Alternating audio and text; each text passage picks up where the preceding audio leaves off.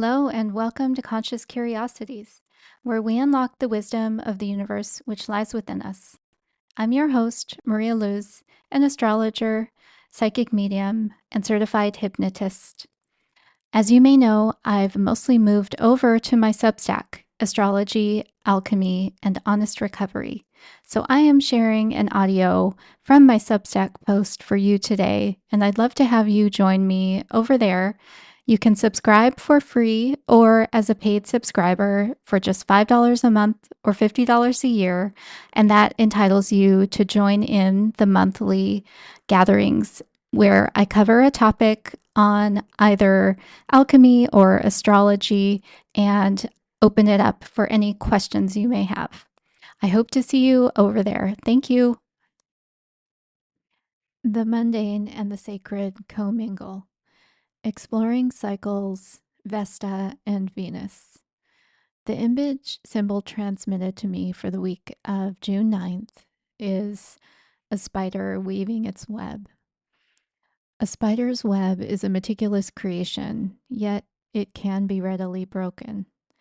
The spider exercises patience not only in waiting for prey to be caught in the web, but in weaving and reweaving their creation. This imagery also brought to mind a favorite childhood pastime, building sandcastles, as well the myth of Sisyphus, who was sentenced to pushing a boulder up a hill only to have it fall back down for him to repeat the cycle. And maybe, just a bit, the Bill Murray movie Groundhog Day. There may be a sense now that we are building something that can too easily be taken away. And oh, do we fear that feeling of having vanished before our eyes what we have invested energy and even love into. It may feel like wanting this summer to be perfect, planning a vacation or picnics with friends, not with excitement, but with nostalgia for what has not even taken place yet. Rather than savor each event, we instead plan more, cram more, hoping the volume will somehow prevent it all from slipping away so quickly. Maybe the lesson for us is to allow the current cycle to be what it is, to make our plans as best we can, and then let go of control and simply be on the ride, watching the ever-changing scenery. Maybe another lesson is to pay such close attention that even if we have taken this road before, done this thing before, we notice something new this time that changes us deeply. Select astrology for the week. Venus in Taurus and Vesta in Scorpio in opposition on June 11th.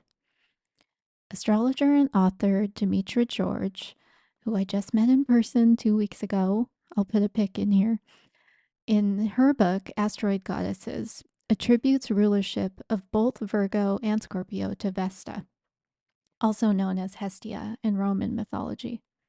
Vesta rules over personal integration, is an indicator of sexuality and sexual complexes, signifies devotional and religious activities, is associated with scholastic interests, indicates one's work or path of service, binds together groups sharing a common belief, represents the principle of conservatism and safety. George describes Vesta in Scorpio in the birth chart as expressed in an intense and penetrating manner. This is a Vesta which prizes sexual experiences and crushes taboos. On the other hand, this placement is associated with feelings of shame, guilt, and sin due to their sexuality.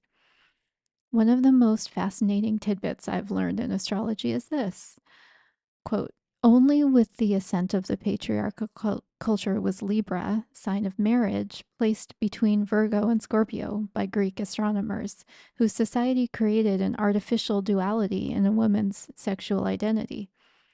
From then on, a woman was either virgin, chaste before marriage, Virgo, or a sexual consort after marriage, Scorpio, end quote. Venus rules the sign of Libra as well as Taurus, where she is currently located. In the sign of Taurus, Venus is in relationship with life through the senses and is perhaps more drawn to finding secure and stable relationships. This opposition provides an opportunity to reflect on the divine feminine expressions of love and sexuality and their integration into you as an individual, as well as their expressions in the wider culture.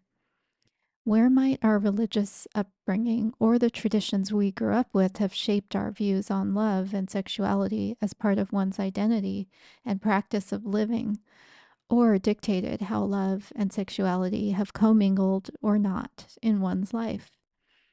I'd love to hear what comes up for you on this week's explorations. And if you are curious about Venus and or Vesta in your chart, consider booking an astrology reading with me. I would love to see you as a client over Zoom. Thanks and have a great day.